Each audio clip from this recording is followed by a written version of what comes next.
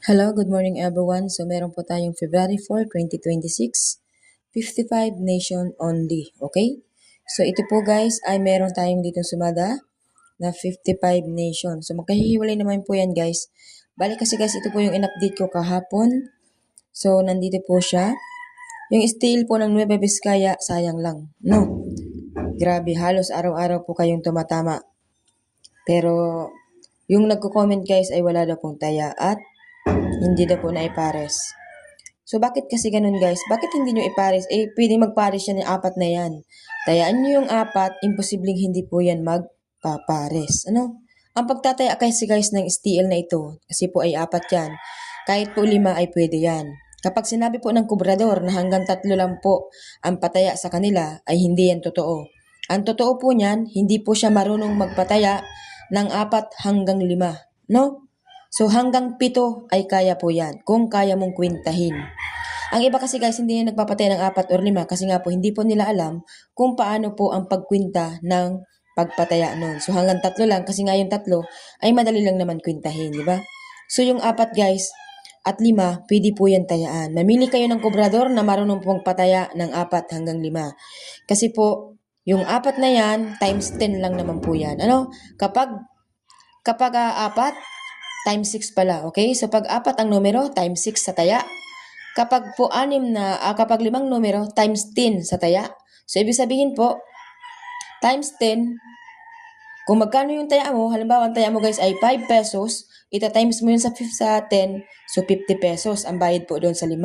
Kapag sinabi naman po nga 4 na numbers, times 6 sa taya, so ibig sabihin, kung ang taya mo po ay 10 pesos, ita-times nyo po yun sa 6, so 60 pesos. So ibig sabihin, 60 pesos po ang taya. Ano? Ita-times nyo lang po sa ganun. Sa mga kubrador dyan guys, mag-aral kayo kung paano po magpataya ng 4 hanggang 5. Kasi po, kaya po yan, hanggang 7 o 10 yan, kaya po yan, pwede po yan. Mahal lang po talaga ang bayad. Kasi po, laban-laban po yung numero na yun. Kaya impossible dream na hindi po ninyo tayaan yung 4 na yan, bakit nyo kasi tatayaan ng dala-dalawa, tapos isipin niyo guys, dala-dala niyo tatayaan. Halimbawa, ito Pampanga, 10-22, 13-20. Ang tinayaan ninyo, 10-22, 13-20. Diba? Tapos ang lumabas, 22-13. Hindi kayo tama. Kasi nga po, ang pagtataya ay rambol. Kung gusto niyo po ng dala-dalawa lang, rambol nyo. 10-22, 22-13, 13-20, 10-20. Simple, di ba? Napakadali. Kung gusto niyo po talagang tayaan ang numero. At saka po, syempre, kayo po ay nag-aabang dito, ibig sabihin, tiwala kayo sa sumada ko. So, dapat, tiwala din po kayo sa pagtaya na tayaan ang 4 na numero. Dahil hindi po araw-araw nakukuha ang sumada guys, dahil hindi po tayo nagmamagic ng numero. Tayo po ay nagdidiskarte. So nakuha natin yung diskarte, tapos wala naman tumaya at wala naman nanalo. So di ba ano kaya sa pakiramdam? No. So ito pong Camarines Norte, sayang lang kasi 1 point po ang Camarines Norte kahapon. 37, 19, 37 po ang lumabas. Tapos nung gabi ay 35. So ngayon pong araw guys, ipit na ipit kasi guys dito si 36 ko. Gawin natin ditong 36. Okay, so, ano yan guys ha? 36, 3, 20. So, ibig sabihin, anong pitsa ngayon? 4. So, ihulog din natin guys si 4.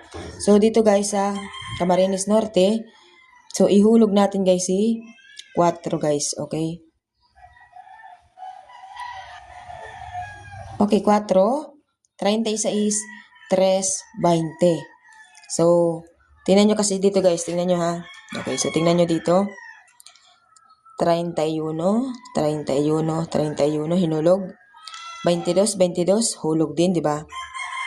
Tapos dito naman sa 19, 5, 5, hinulog. 19, 19, hinulog din niya guys. So yung 4, baka ihulog din yung 4. Pero kung hindi hinulog, tayo ay mahuhulog. Charot.